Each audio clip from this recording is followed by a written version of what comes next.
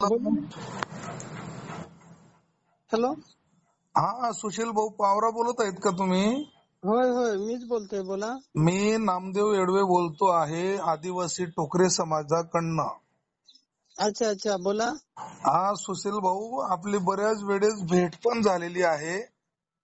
अच्छा, भेटलो का आपण? हा भेटलेलो आहे, परंतु तुम्ही जो व्हिडिओ आणि जे तहसीलदारला निवेदन दिलं ना भाऊ, हो हो हो हो. ते एकदम चुकीच्या पद्धतीने दिलेलं आहे. आपल्या आदिवासींमध्ये जर अशी विभागणी झाली तर आपण बघतोय बांगलादेशमध्ये कसं होत आहे, पाकिस्तान में कसं होत आहे, आणि भारत देशामध्ये अनेक दलित जातींवरती, आदिवासी जातींवरती कसा अन्याय, अत्याचार, बलात्कार केला जातो.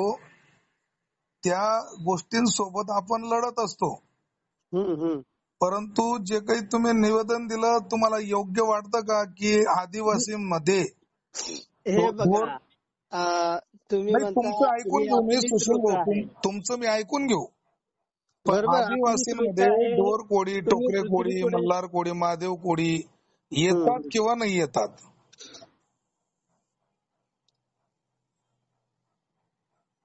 हॅलो. हम्म ढोर कोळी, टोकरे कोळी, मल्हार कोळी, महादेव कोळी, डोंगर कोळी हे हम्म. आदिवासी जमातींमध्ये येतात किंवा नाही येतात? आरक्षण मिळणं न मिळणं, ट्रॅव्हलची ती गोष्ट जाऊ द्या.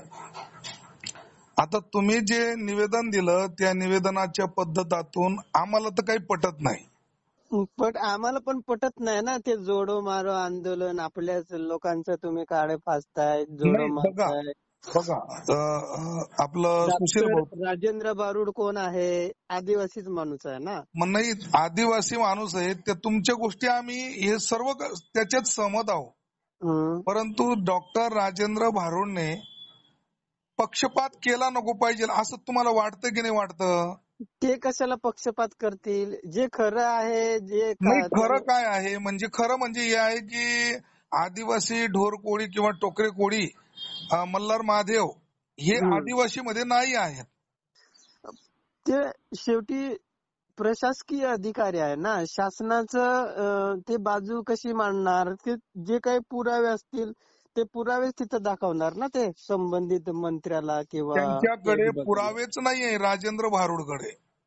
हा, मग तसे पुरावे असतील तर आणि तुम्ही भाऊ उपलब्ध तुम्हाला करून द्या एक ना. गोष्ट सांगतो सुशील भाऊ, हा. बघा राजकीय जो स्टंट आहे, हम्म तर तो राजकीय स्टंट मुळे बघा यांना जोडे मारले काय हम्म आणि या अधिकाऱ्यांना झोडपलं काय. उद्या उठून दुसरा आमदार खासदार येईल, ते पण तसंच होईल.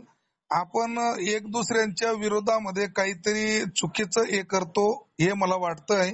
ठीक आहे, हम्म राजेंद्र भारुड आणि जे काही ज्यांनी जोडेमार केलेला आहे, आता हम्म ते तिथं स्वतः होते.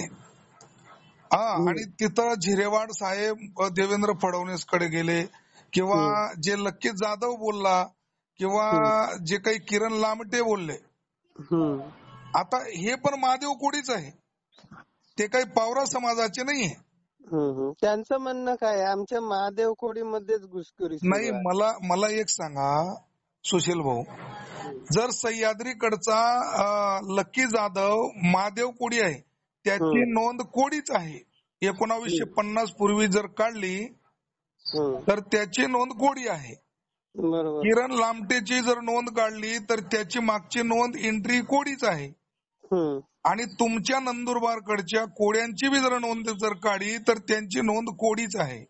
हम्म मग ज्या आदिवासी संघटनेला आम्ही हम्म जाहीरपणे सांगतो की बाबा तुम्हाला जर काही शंका कुशंका असेल हम्म घुसखोरीची, तर तुम्ही सविस्तरपणे बैठक मांडून घ्या. आम्ही 28, 29, 30 वरती आहेत, बरोबर. हम्म आणि 1950 आणि 1901 पासून, म्हणजे मागच्या काळापासून कशा एंट्री कोडी झाल्या हम्म आणि काय कारण होतं. डॉक्टर बाबासाहेब आंबेडकरांनी जे संविधान दिलं ना सुशील भाऊ, हम्म 1936 म्हणजे 36 मध्ये जेव्हा अमेंडमेंट बनली, तर त्याच्यात आदिवासींमध्ये कोण राहील आणि एससी मध्ये कोण राहील, एससी एसटी मध्ये. अमेंडमेंट ऍक्ट मध्ये तुम्ही बघा ना की कोड्यांचे उपग्रुप, आमच्या जाती आमच्या कामावरनं ठरलेले आहेत, आमच्या दर्जावरनं ठरलेले आहेत सुशील भाऊ. टोकर तोडणारा टोकरे कोडी झाला, ढोरं चारणारा ढोरं चारणारा ढोर कोडी झाला, महादेव कोडी महादेवाची पूजा करत असताना तो महादेव कोडी झाला, आणि आपलं मल्हार कोडी पाणीच्या संबंधात त्याचा इंग्रजाच्या वेळेस संबंध होता तर तो मल्हार झाला पाणी भरण्याचा.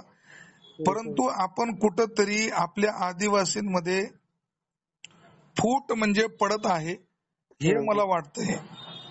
आणि आपण जर संघटित झालो ना 9.5% आपण इतर जातींपेक्षा जास्त आरक्षण घेऊ शकतो. कारण की आपली लढाई मुळात आपसात या लोकांनी लावून दिलेली आणि आपल्याला संविधान कळत नाही सुशील भाऊ. म्हणून आपण सर्व आदिवासी एक दुसऱ्यांना बरगडतोय. तुम्हाला जे बोलायचं असेल तुम्ही बोलू शकता, बोला तुमचा जो काही डाऊट असेल तो. पण आपण भाईचाराने राहिलं पाहिजे. आणि आरक्षणाची लढाई घ्या ना. आपल्यामधनं ज्या 47 जाती आहेत सुशील भाऊ, त्यांचे सुद्धा उपगट आहेत, अनेक उपगट आहेत त्यांचे. हा, आणि आपण जर वास्तव्य करतो, मी धुळ्यात वास्तव्य करतो, तुम्ही नंदुरबार मध्ये वास्तव्य करतात, मी खासदारकी पण लढलो, तुम्ही पण होते.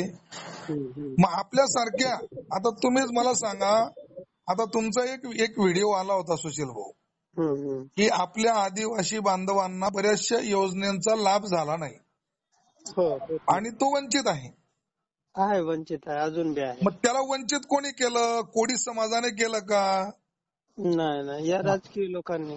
मग जे निवडून गेले आपल्यामधनं, जे आदिवासी गट्स मधनं जे आमदार खासदार निवडून गेले, त्यांच्याकडे निधी आला, मग त्यांनी का विकास केला नाही? पावरा समाजाचा विकास का झाला नाही?